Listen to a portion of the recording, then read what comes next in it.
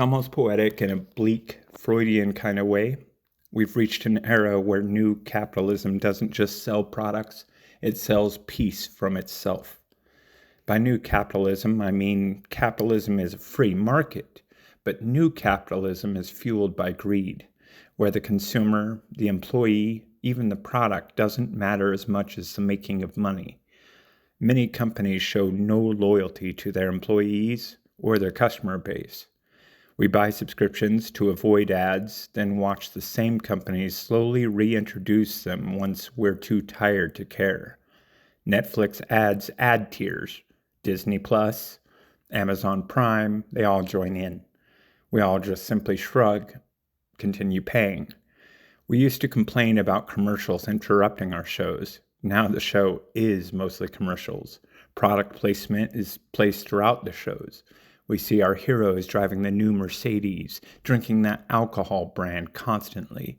Everything we see the characters have, touch, eat, or drink, all marketed to you as the cool, hip, new hotness, whatever the current trend they want to play on. As psychologist B.F. Skinner demonstrated, humans are most easily conditioned when rewards are inconsistent, which perfectly describes today's content economy. The commercialization of everything is more than economic, it's existential. Carl Jung would have seen this as the ego's loss of individuality to the collective shadow of consumerism. Freud would have smirked and said it's the id finally getting a corporate sponsor. Yet amid the sarcasm, there is a strange truth.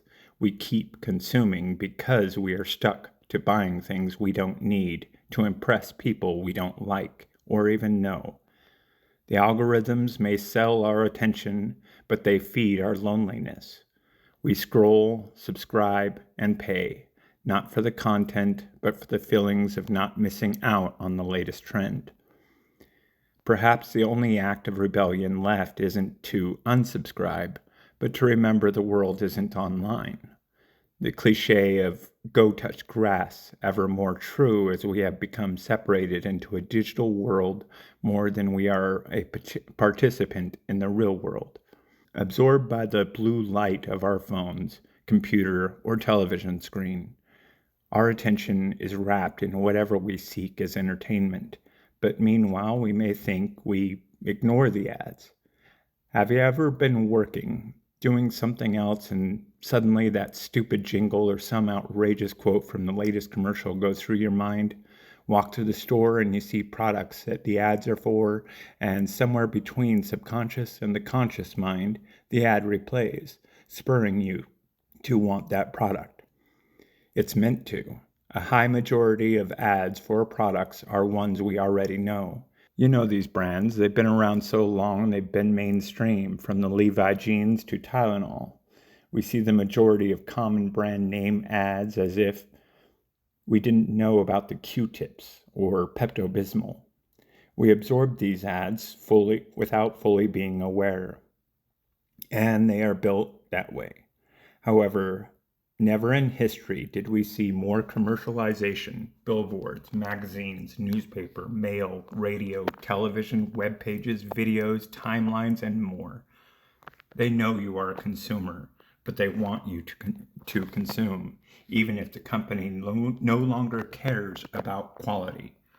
Buy it anyway. Buy it like the good consumer you are, even if it may be of detriment to you. Buy anyway. Many products even made with planned obsolescence, a plan to have it break, especially just after the warranty expires. Technology with consistent updates that may or may not be part of that planned obsolescence of the technologies we've been depending on. Meanwhile, many of these companies you go to work for only show zero loyalty to their employees. It didn't matter Johnson worked there 15 plus years, laid off without warning, and then cutting costs or some other excuse. Meanwhile, Johnson lost 15 plus years to this one company that he isn't able to reinvest with a new one. Employees cut just before their pensions. Retirement seems to slip further and further away. Loyalty to our employees was lost for the sake of the bottom line, saving the quarterly growth reports. At the same time, corporations no longer care about their product or their customers. Many instances where the product harmed or did damage, but because it was less cost-effective to recall, there is nothing that is done.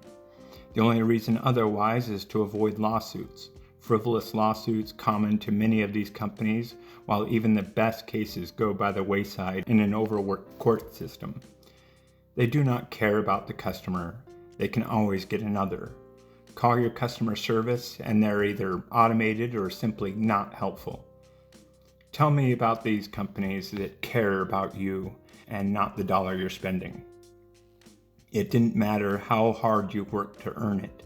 Doesn't matter if it's your last dollar or your millionth. Just buy more, and buy again. Don't have the latest? Go buy the newest. Consumerism is a part of natural life. However, too many corporations and companies have become predatory, preying on the consumerism, preying on your needs.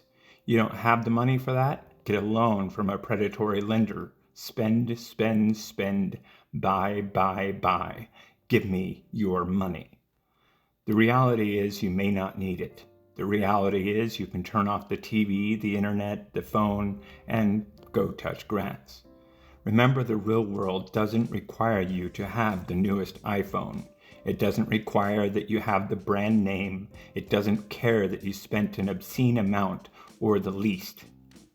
It's the real world, and between you and the world, it doesn't actually care if you buy or don't. Remind yourself that there is a quiet peace in the real world. One that isn't going to put out a jingle, a product placement, or some fake smile to sell you the next thing. It doesn't get interrupted by commercials or the next ad.